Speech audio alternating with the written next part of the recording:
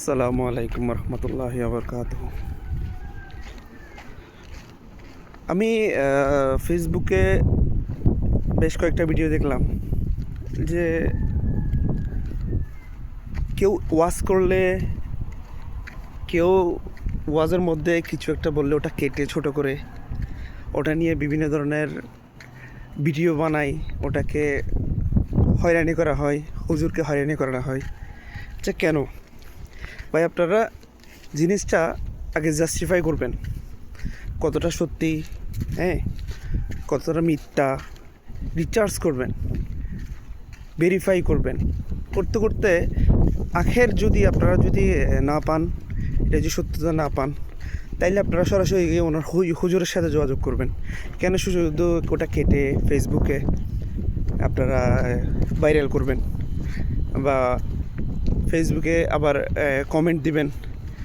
এতে আপনাদের like comment হয়তো বা ভিউজ মিলবে, কিন্তু আপনার সত্যিকারের ইমানটা কিন্তু চলে যাবে,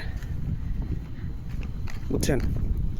আপনি রিচার্জ না করে, না জেনেই সিধা ডাইরেক্ট বলে দিচ্ছেন যে হ্যাঁ এটা বন্ধ, এটা এরকম, এটা এরকম। কেন? রিচার্জ করবেন যে কোনো কিছু, যাই হোক। তো জানাটা অতি জরুরি, ঠিক আছে? আমরা যত রিচার্জ করবো এত জানবো, এত শিখবো, ঠিক আছে? তো জানাটা আমাদের শিখার কোনো শেষ নেই, বয়স হয় না। দোলনা থেকে কবরের আগ পর্যন্ত শিখার কোনো শেষ নেই। তো আমরা সবাই শিখতে চেষ্টা করব, কাউকে ছোট করে না বা কাউকে বড় করেও না, ঠিক আছে? ভালো থাকবেন। আসসালামু আলাইকুম।